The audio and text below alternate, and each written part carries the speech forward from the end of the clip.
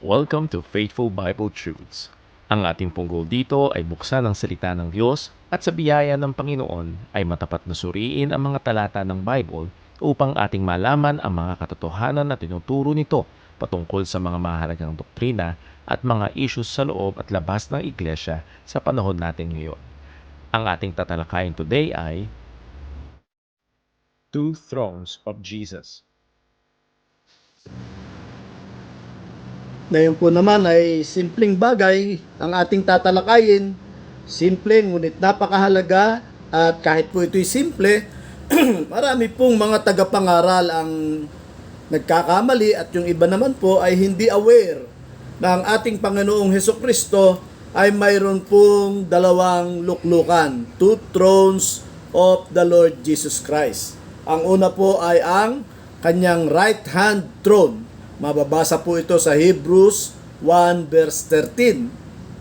At ang kanyang forever and ever throne na mababasa din po sa Hebrews chapter 1 sa verse 18. At ito po ay tumutugon din sa ating ginamit na talata ng ating pag-aralan ang pagka-Diyos ng Panginoong Hesukristo, Revelations 22 in verses 3 and 4. So atin pong simulan mga kapatid.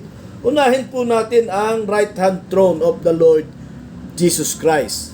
Po, sa Hebrews 1 in verse 13, ganito po ang mababasa sa second part, no? For the sake of time, sit on my right hand. Ito po'y ang Ama ang nagsasalita sa Panginoong Hesukristo, no? Sit on my right hand until I make thine enemies thy footstool. So maliwanag po mga kapatid, pag may salitang until, ito po may limitasyon. Kapag po naganap na yung sinabi, until I make thy enemies thy footstool, so wala na po siya sa kanan ng Ama. Wala na po yung kanyang right hand throne. So simple lang po't maliwanag yan mga kapatid, ano? Hindi po habang panahon, hindi po forever yung right hand throne ng Lord Jesus Christ pagkat may salita pong until I make your enemies your footstool. Ngayon po mga kapatid, yun naman pong forever and ever throne. No? Ito po'y nasa Hebrews chapter 1 in verse 8. Itaas lang po natin ang bahagya mga kapatid. Ano? Verse 8.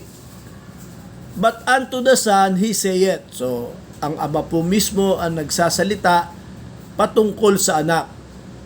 Unto the Son, God saith, Thy throne, O God, is forever and ever. So, ang Diyos po ang nagsasalita patungkol sa anak, Thy throne, O God. Sino po yung sinabi ng Diyos na O God? Walang iba po kundi ang anak, ang ating Panginoong Hesukristo. Ang kanyang trono, O Diyos, ay forever and ever. So, makikita po nating maliwanag, mga kapatid, kanina, binasa natin, right hand throne, may limitasyon. Pero ito pong trono na patungkol sa Panginoong Hesukristo, Diyos Ama ang nagsasalita, pinatungkol niya, tinawag niyang Diyos, no? Thy throne, O God, pertaining to the Lord Jesus Christ, is forever and ever.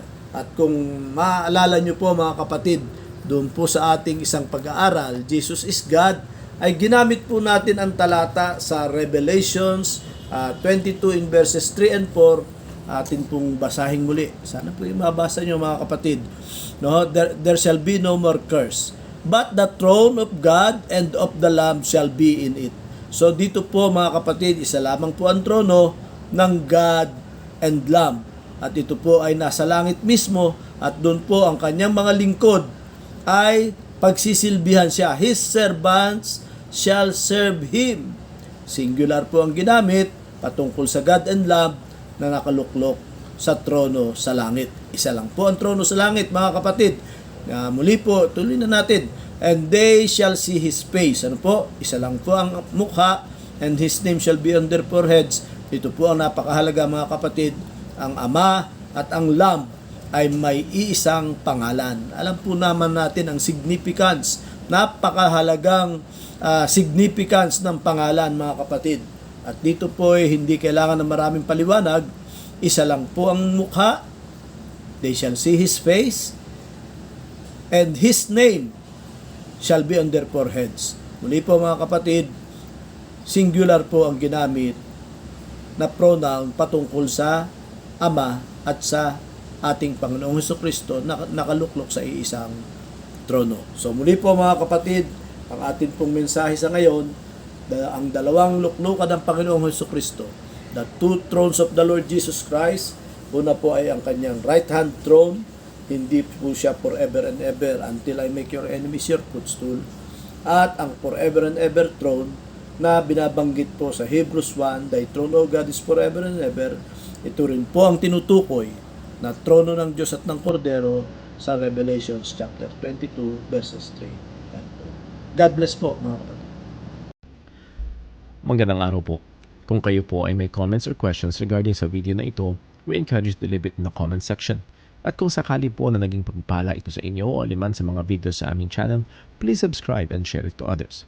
Nais po namin kayong encourage na magpatuloy sa pag-aaral ng salita ng Diyos, kaya't inaanyayahan po namin kayo sa mga live stream ng aming mga gawain. This is Jesus Christ Baptist Church, Santa Maria, Bulacan.